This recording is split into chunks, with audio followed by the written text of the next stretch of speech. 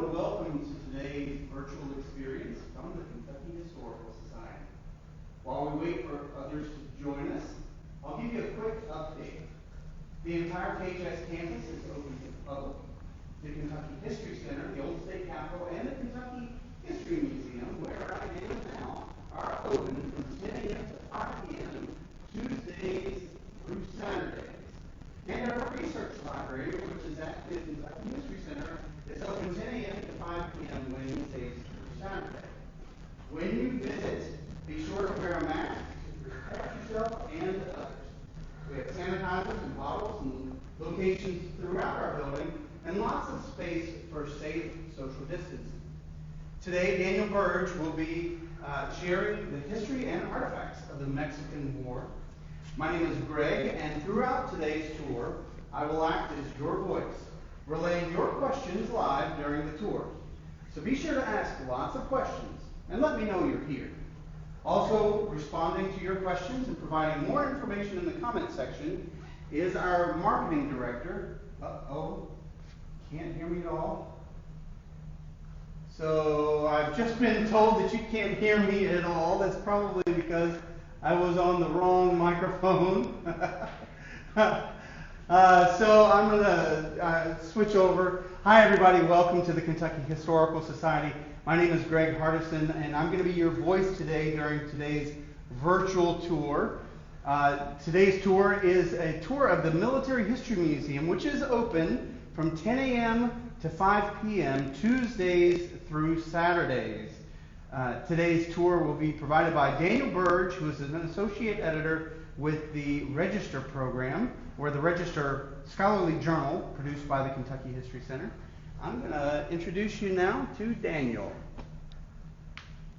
Hey, it's nice to be here. Thank you for having me. Today I wanted to focus our attention on the U.S.-Mexican War, which is a conflict that a lot of times gets overlooked in histories of the United States. We typically sort of go right into the Civil War and miss what happens in the U.S.-Mexican War. So today I wanted to focus on that, highlight some of our collections that are here at our lovely facility, talking about this conflict, how Kentucky played an important role in this conflict, and also how this conflict led many Kentuckians to go on to sort of greater things at the end of it. So just to begin, I wanted to start off with just a little background on the U.S.-Mexican War. It is fought from 1846 to 1848, so just over a decade before the outbreak of the Civil War.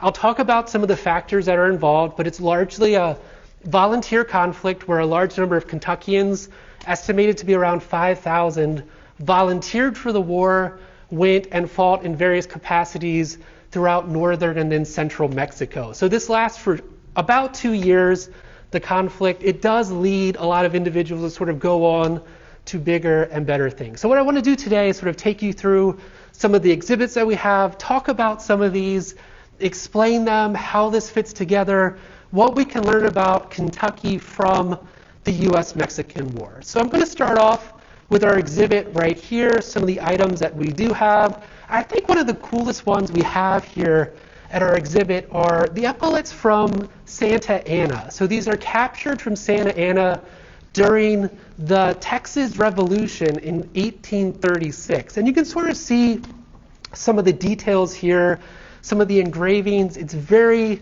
sort of military fashion. You can sort of see how this is outlined. It's a really interesting story. The U.S. will eventually annex Texas, which leads to the U.S.-Mexican War. Santa Anna actually comes back into the picture. So he's back at the start of the U.S.-Mexican War, but they have this sort of artifact from his military uniform, which is taken from him. So we do have some of those. Sort of a fun side fact that I like to point out about Santa Anna. This is not the sort of most unique item that is out there from Santa Anna. During a different war with France, Santa Anna had his leg amputated after receiving a bullet wound, which is pretty common for the early 19th century.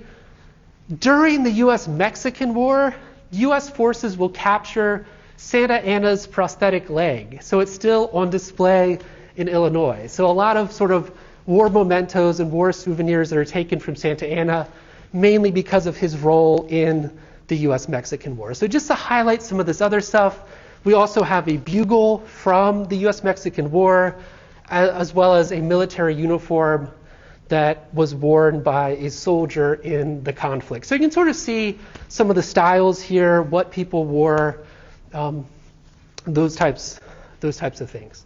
So this coatee, as it's described, was worn by John Mitchell Scott, who is from Frankfurt and was an 1835 graduate of West Point. So that's a really cool jacket there. If you have any questions, be sure to let us know, and I will pass those on to Daniel. Just sort of briefly here, real quick, I'm not going to go into this because, unfortunately, my knowledge of weapons is somewhat small. Some of the guns that are utilized during the US-Mexican War, again, if you want to come down to the Military History Museum, you can sort of see some of these items on display and what they're used for. We have a large collection of these guns from both the War of 1812 and the US-Mexican War, and sort of segueing into the Civil War as well. You can sort of see that here.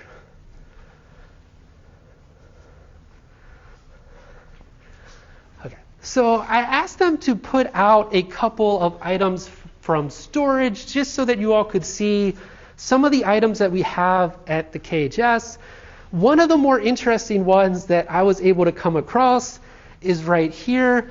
This is a gentleman by the name of William Frankfurt Gaines. He's born in Georgetown, Kentucky. He's 16 at the time of the US-Mexican War. So he's a young man. Like many Kentuckians, he volunteers to fight in the US-Mexican War. He obtains almost more glory than any other young person in the US-Mexican War. During one of the most important battles, the Battle of Buena Vista, what Gaines is able to do is recapture his company's banner from the Mexican forces. When he returns to Kentucky at the end of the US-Mexican War, he becomes a really sort of noted military hero. He's known as the boy hero of the Battle of Buena Vista. He becomes somewhat of a celebrity in that he's sort of given these different things. Here's his portrait so you can get a good sense of what he looks like. We also have, and this is one of the things that I think happens to be one of the coolest items in our collection, a sword that is given to William Frankfurt Gaines in 1851. So just a few years after the US-Mexican War. You can see sort of the elaborate engravings here. This is again given by the Kentucky legislature to him a few years after the US-Mexican War. I just wanted to point out the engraving here, and I hope you can sort of make it out. It's presented by the state of Kentucky to Sergeant William Frankfurt Gaines, the boy hero of the glorious banner of Kentucky in the engagement of Buena Vista. So again, mainly because of his act of heroism in the US-Mexican War, this young man gains a great amount of fame.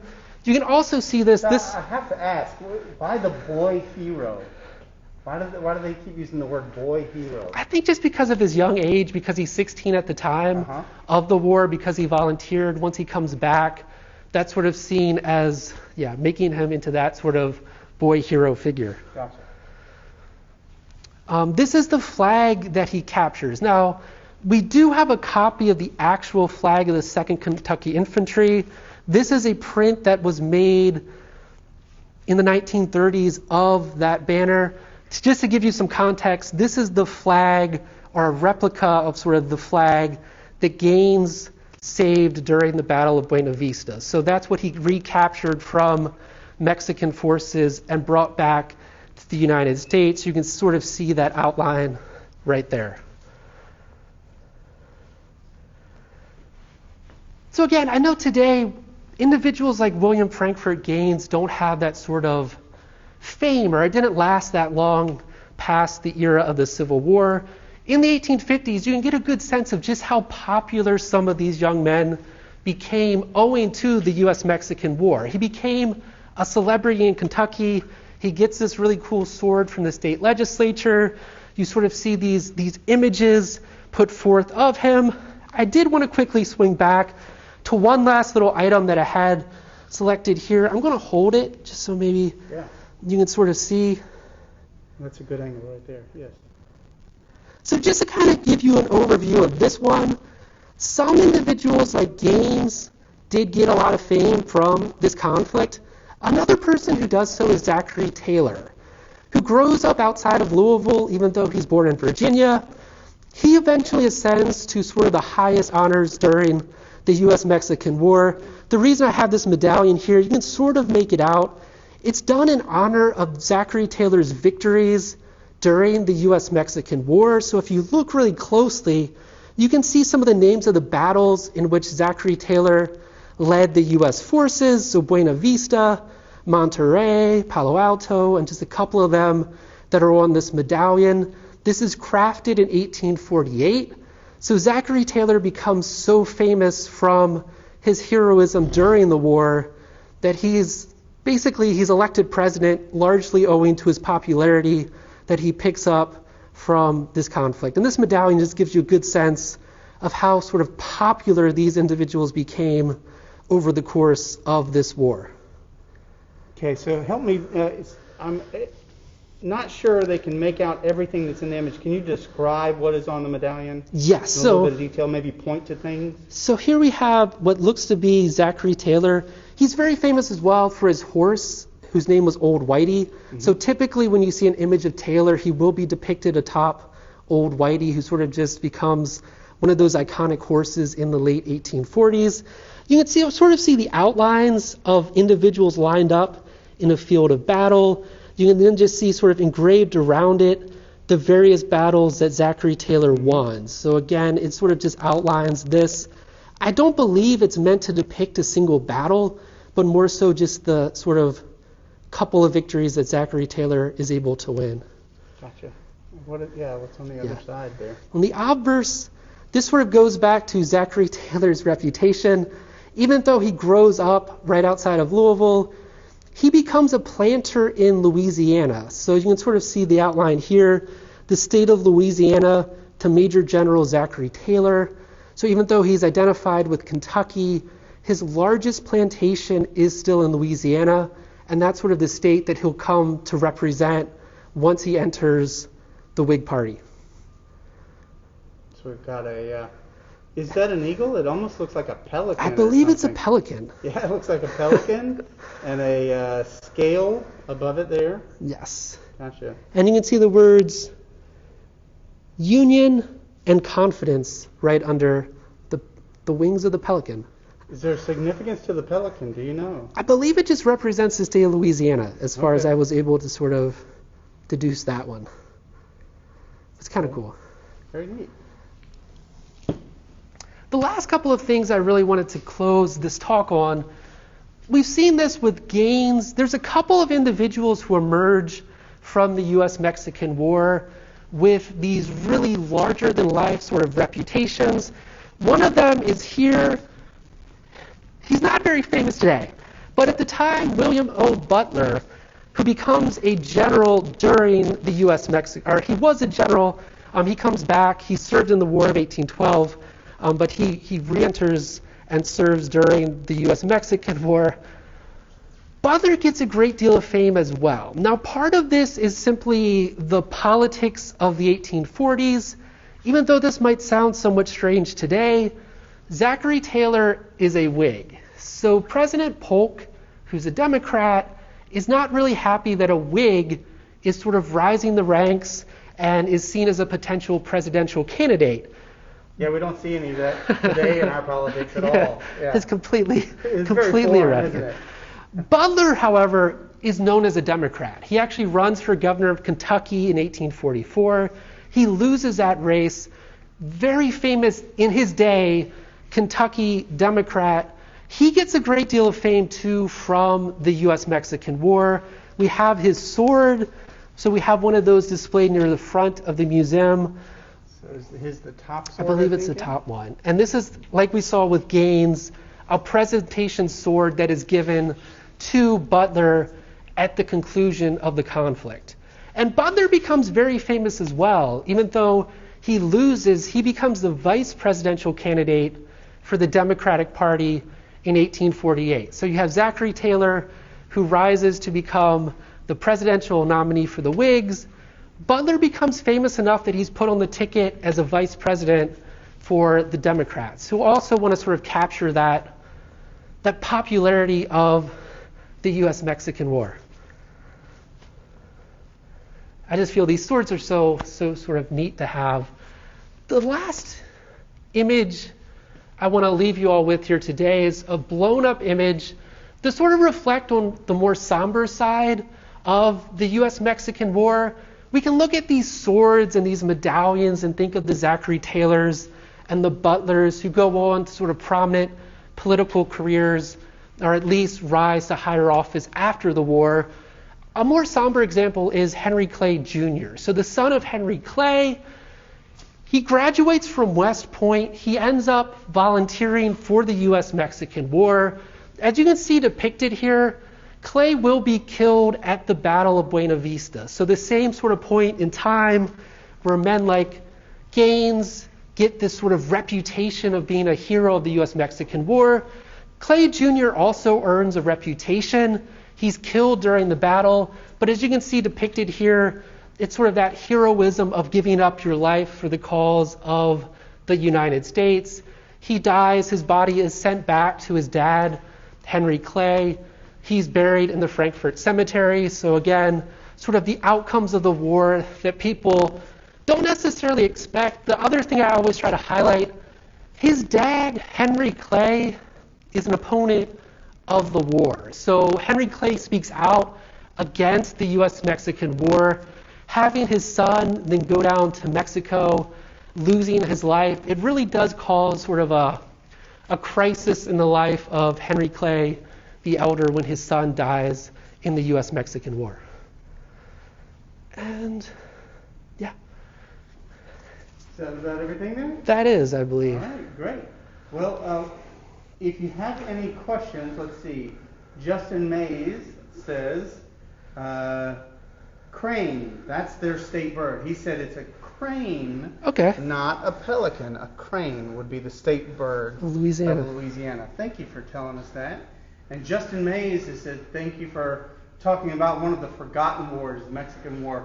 Many Civil War officers will get their feet wet in that war. Yes, and that was another thing that's really important about the U.S.-Mexican War. U.S. Grant, Robert E. Lee, so many different individuals. This is their first sort of taste of combat. And as I think you can sort of see from some of these items we have on display, for a lot of individuals, this really is a way to gain military fame. It makes a lot of men's reputations. A lot of individuals who come out of the U.S.-Mexican War sort of have that perception of war of being glorious, as being something where you get these honors. It's a way to sort of get higher office. It serves in contrast to the later Civil War, where you sort of see some of those ideas quickly beaten out of individuals, or as the war intensifies, you don't have that same idea. That's going to be short, glorious, and you sort of just pick up these accolades as you go. Gotcha. Well, we want to thank everyone for joining us today and remind you that the Military History Museum, where all these artifacts in the cases are stored, is open again 10 to 5 p.m. Tuesdays through Saturdays. So please visit. Tomorrow is Veterans Day. It's a great day for veterans to visit. And I believe we have free admission for veterans tomorrow. So make sure that you visit us and come to the Military History Museum and honor the veterans in your family and in your life. We want to thank everyone for joining us today. Next Tuesday, Casey Castro-Bracho, one of our archive specialists, will be sharing documents from the Civilian Conservation Corps. So make sure you follow us on social media. Consider becoming a member of the Kentucky Historical Society to help support programming like this. You can always visit our webpage at history.ky.gov/virtual visitor to see some of our previous virtual tours and to see a lot of other things that you can do while you are quarantined at home or choosing to stay at home. If you visit, please wear a mask. We have sanitizing stations throughout all of our buildings, and our staff is here to help you. We want to thank you again very much. Stay safe and healthy at home, and go Team Kentucky.